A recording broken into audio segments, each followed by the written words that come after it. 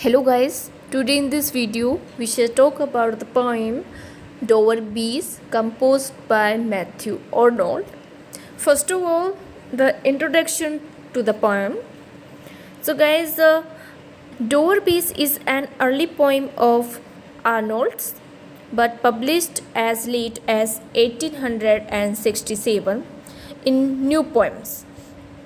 Immediately after his marriage with Frances Lucy Whitman, Arnold visited Dover Beach with her. Yet he does not feel happy, nor does he romanticize the situation. Arnold laments here the loss of religious faith in the Victorian age.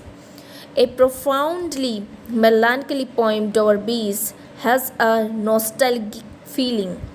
It is at once religious and skeptical, philosophical and emotional.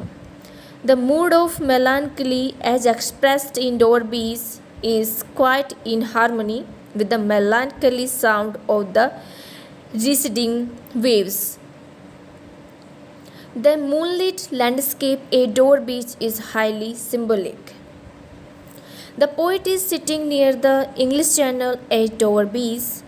The chalk cliffs are looking bright as the moonlight is reflected on them.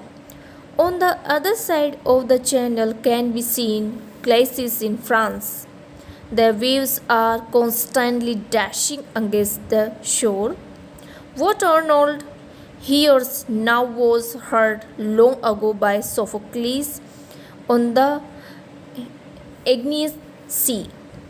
He thinks that the sea is symbol of human destiny. The sea is in full tide.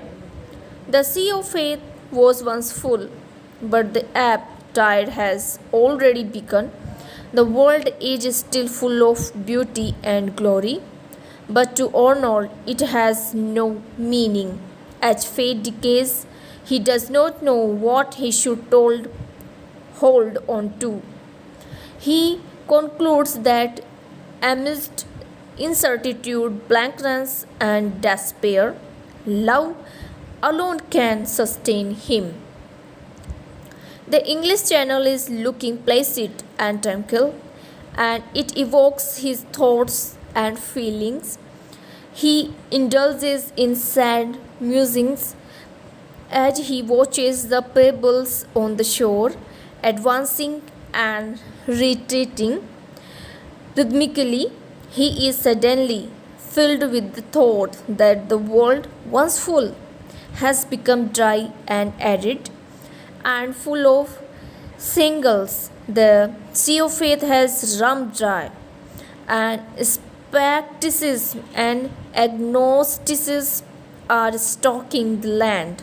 But the melancholy note is relieved by the thought of love for his wife. So, guys, this is the beautiful introduction to the beautiful poem. Now, explanation. So, guys, let us start the explanation of this whole poem. First of all, line 1st to 6. The sea is calm tonight, the tide is full, the moon lies fair upon the straits. On the French coast, the light gleams and is gone. The cliffs of England stand glimmering and vast. Out in the tranquil bay, come to the window, sweet is the night air. Guys, Arnold describes a tranquil English Channel at Dover. It is a moonlit night. The poet is reflected on the water. The tide is full.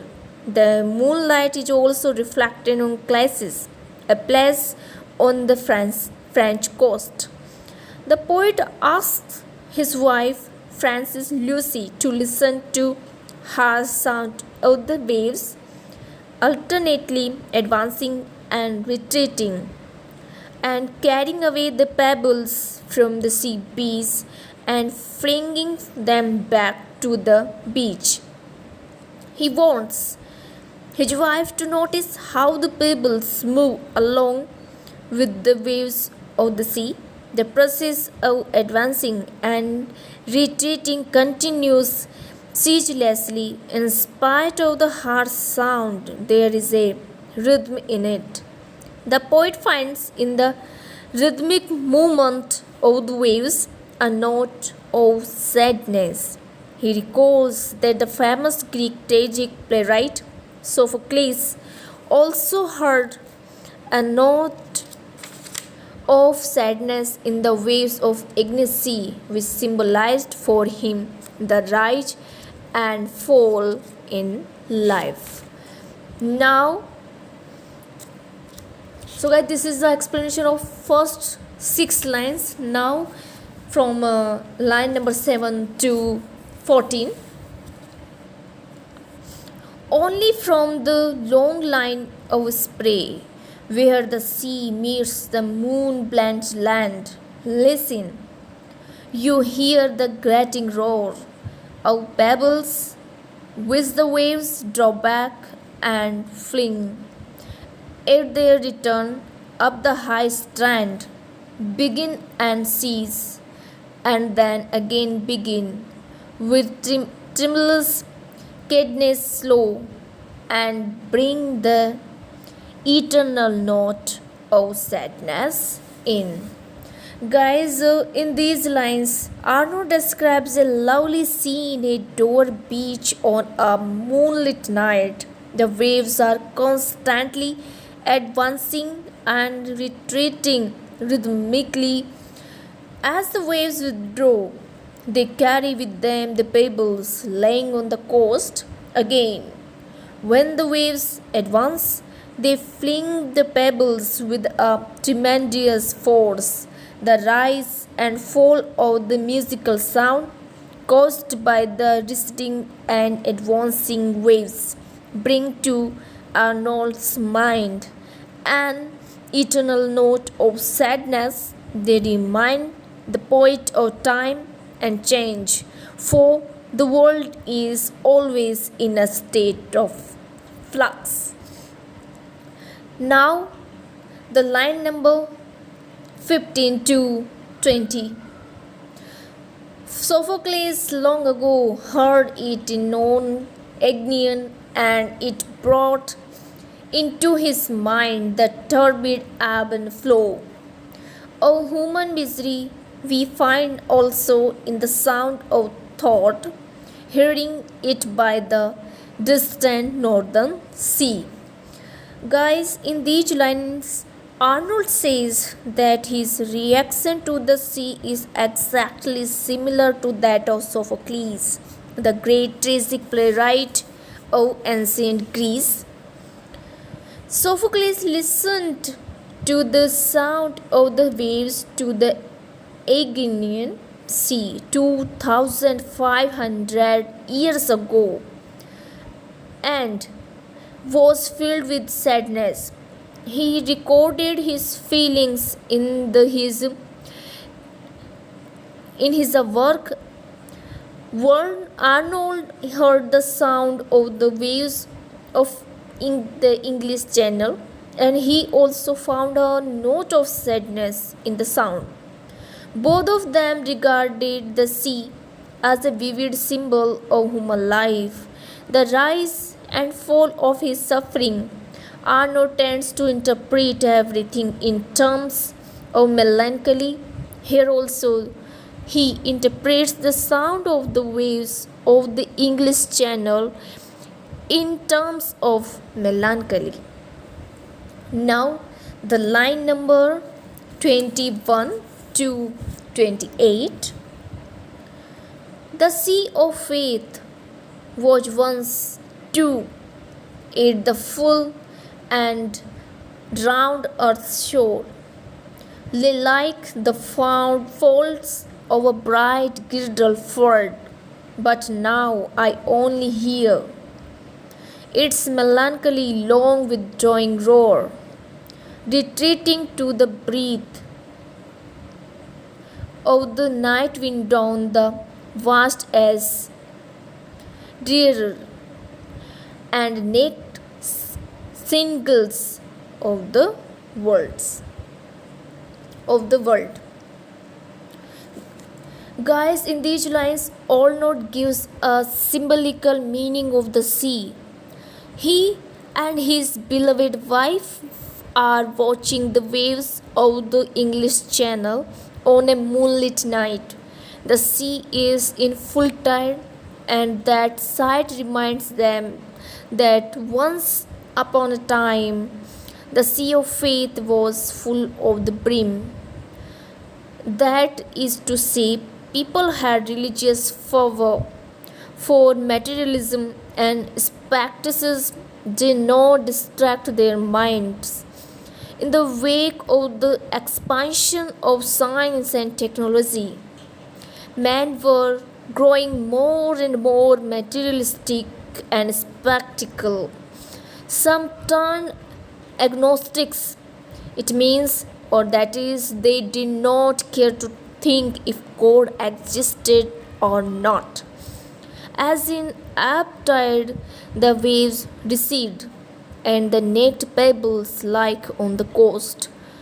So also, with the withdrawal of the sea of faith, the ugly pebbles of practices and materialism are sprawling on the shore. Now, from line number 29 to 34, our love, let us be true to one another, for the world which seems to lie before us like a land of dreams. So various, so beautiful, so new, hath really neither joy, nor love, nor light, nor certitude, nor peace, nor help for pain. Guys, in these lines, Arnold compares the Victorians with the Arnold says that the entire society is crumbling down. Religion and traditional values are fast dying out. Men are between two worlds, one dead and the another powerless to be born. Materialism, skepticism, and agnosticism are the order of the day. Men do not find any comfort and happiness in this arid world. Amidst this incertitude, darkness, and despair, men can do only one thing. They may turn to love, which alone shines like a beacon torch amidst the encircling gloom. Arnold tells his wife that the landscape and the sea look so lovely and enchanting on a moonlit night, but this beauty is a mere deception, an illusion, and not a reality. Love alone is true, which will sustain man in their spiritual distress. Now, the final lines of this beautiful poem is from line 35 to 37, and these are like,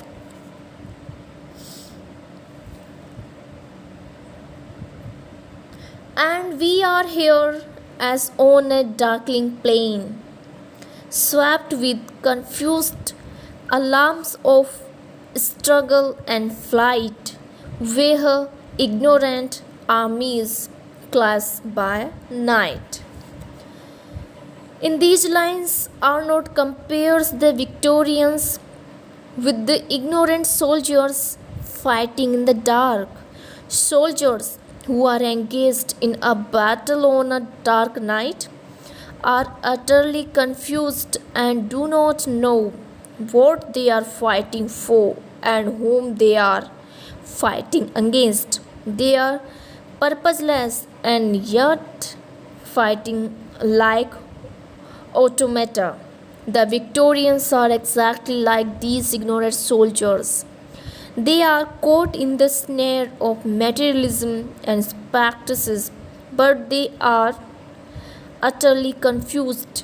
They are also in the darkling plain, and do not know what will cheer and comfort them. They have not been able to appreciate that material pursuits like a mere wool or the whip which misleads man and bring about his ruin. So guys, this is the full explanation of this poem, this beautiful poem. Thank you.